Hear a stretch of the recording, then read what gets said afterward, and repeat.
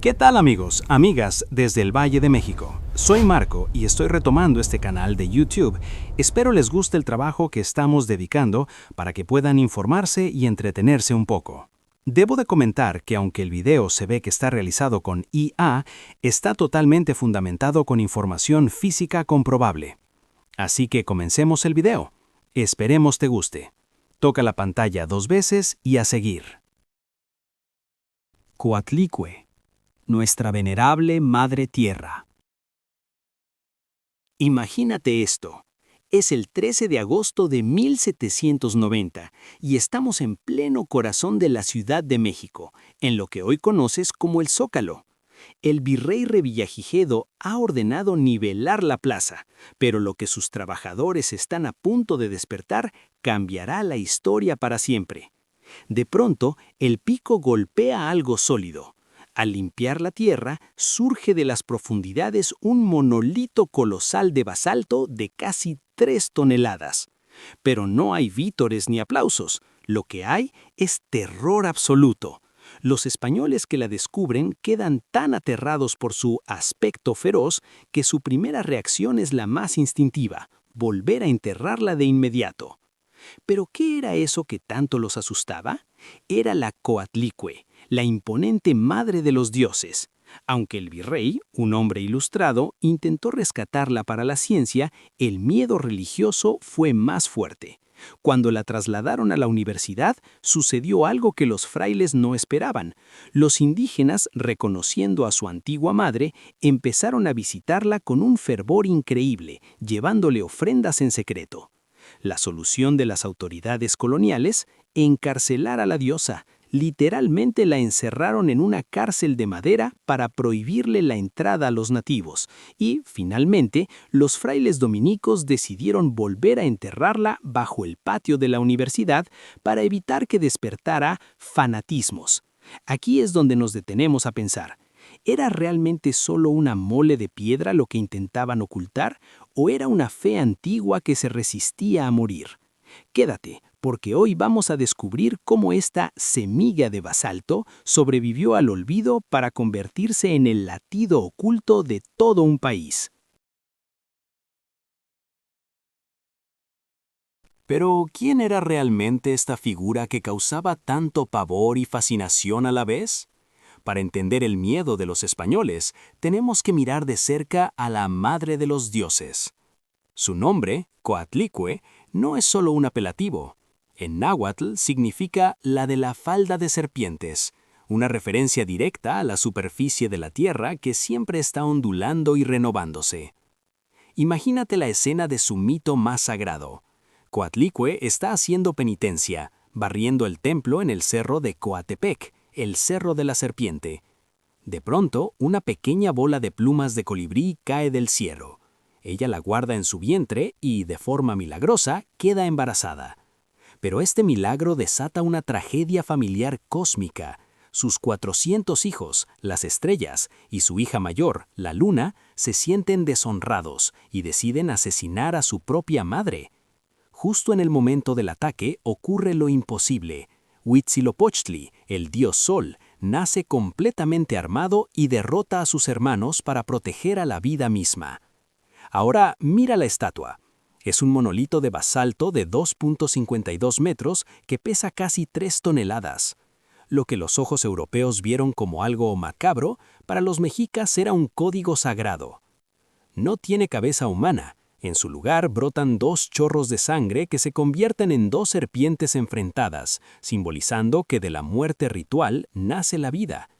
El collar de pesadilla lleva manos y corazones humanos suspendidos de su cuello, con un cráneo como broche central. Esto nos recuerda que ella es la tumba matriz, un vientre sagrado que debe devorar la materia muerta para reciclarla y transformarla en nuevo sustento. Garras de jaguar. En sus pies y manos tiene garras poderosas para capturar y asimilar la materia orgánica de la existencia. Esta sabiduría no surgió de la nada, venía de la toltequeidad, una tradición ancestral donde Coatlicue representaba el principio material puro. En la espiritualidad tolteca se dice que Coatlicue es el yunque y Quetzalcóatl es el martillo. Ella es la base pesada, sólida y necesaria sobre la cual el espíritu se forja para elevarse hacia lo divino. Sin la resistencia y la fertilidad de este yunque de piedra, la obra de la creación simplemente no podría existir. Ahora, deja por un momento el Zócalo y viaja conmigo unos kilómetros al norte, hacia un pequeño cerro llamado Tepeyac. Aquí es donde la historia se convierte en un auténtico thriller de espionaje espiritual. Para los españoles, la conquista no era solo con espadas, sino con imágenes.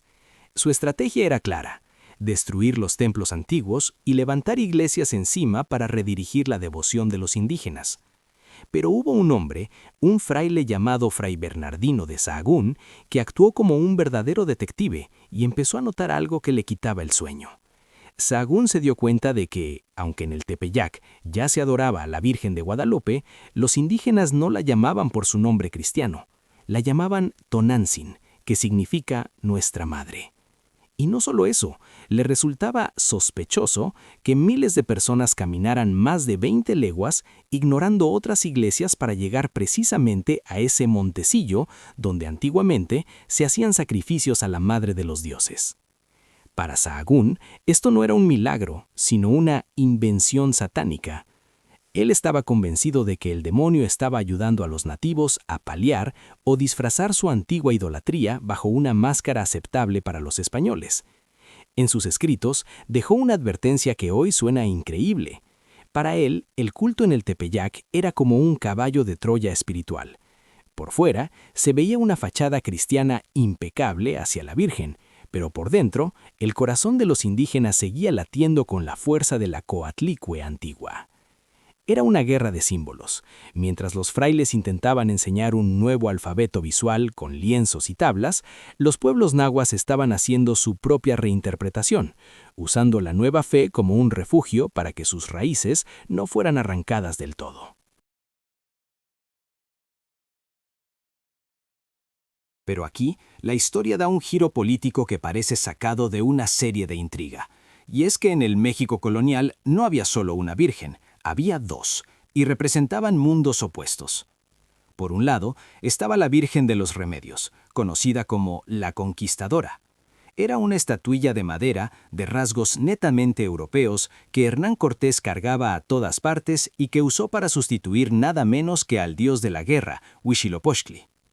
Ella era el símbolo de los españoles peninsulares, el sello de propiedad del invasor. Pero en el Tepeyac surge algo totalmente distinto: la Virgen de Guadalupe. Y aquí es donde los frailes españoles se volvieron locos. ¿Sabías que hubo una gran controversia por su nombre?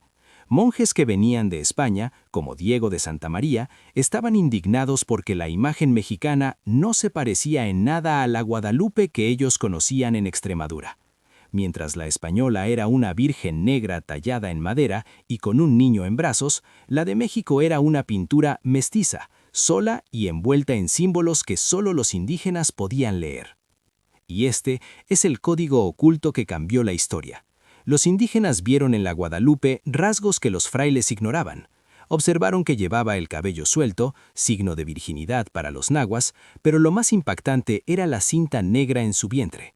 Para el ojo europeo era un adorno, pero para el mundo indígena era el signo inequívoco de un embarazo sagrado. De repente, la nueva fe tenía sentido para ellos. Al igual que la Coatlicue, que quedó embarazada de forma milagrosa en el cerro, esta nueva figura también portaba la vida en su vientre.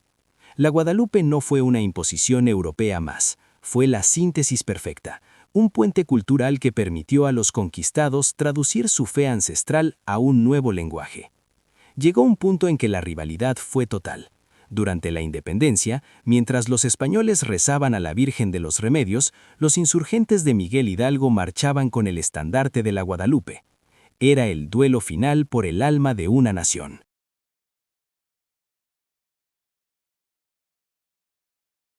Después de décadas de estar oculta, la historia de la Coatlicue da un último giro fascinante.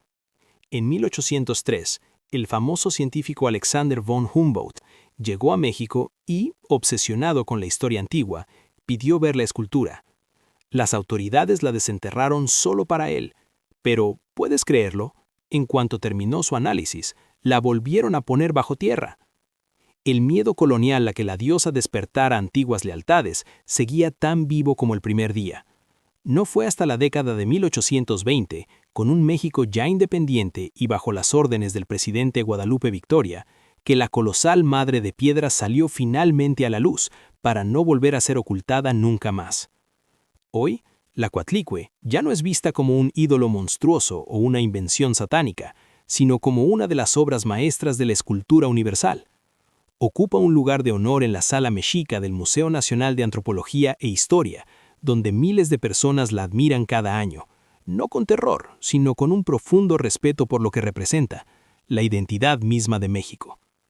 Al final, esta piedra de 3 toneladas nos enseña que las raíces de una cultura son imposibles de arrancar. Podrán enterrarlas, encarcelarlas o intentar cubrirlas con nuevos nombres, pero la esencia siempre encuentra la forma de emerger, porque la historia de la Coatlicue y la Guadalupe no es la historia de una sustitución, sino la de una metamorfosis. ¿Y tú qué opinas? ¿Crees que la fe guadalupana es una continuación directa del poder de la Coatlicue o piensas que es algo totalmente nuevo? Cuéntame tu teoría en los comentarios, los estaré leyendo. No olvides suscribirte para más misterios de nuestra historia. Después de este viaje por el tiempo, desde las profundidades del Zócalo hasta el corazón del Tepeyac, una cosa queda clara: las raíces de una cultura son imposibles de arrancar. Hemos visto cómo la imponente Coatlicue pasó de ser un monolito que causaba terror y era encarcelado en madera a convertirse en la pieza central de nuestra identidad. Ni los entierros sistemáticos ordenados por el miedo colonial, ni las advertencias de Sahagún sobre invenciones satánicas pudieron detener el latido de esta fe antigua. Porque al final, la historia de la Coatlicue y la Virgen de Guadalupe no es la crónica de una desaparición, sino la de una metamorfosis sagrada. Esa cinta negra en el vientre de la Virgen es el eco silencioso de la fertilidad de la Madre de los Dioses. Es la prueba de que lo ancestral encontró una forma de sobrevivir, transformándose en un puente cultural que hoy nos define a todos. Hoy, cuando visites el Museo Nacional de Antropología, ya no verás solo una piedra de 3 toneladas. Verás el yunque sólido sobre el cual se forjó el espíritu de una nación. ¿Y tú? ¿Qué opinas de este thriller espiritual? ¿Crees que la fe guadalupana es la continuación directa del poder de la Coatlicue o es algo totalmente nuevo? Cuéntame tu teoría en los comentarios. Estoy ansioso por leer lo que piensas. Si te apasionan estos secretos ocultos bajo el suelo de México, dale like al video y suscríbete. Activa la campanita para que no te pierdas nuestro próximo episodio sobre los misterios que la historia oficial no te cuenta. Comparte este video con ese amigo que ama la historia. Ayúdanos a que el grito de la Coatlicue no vuelva a ser silenciado por el tiempo.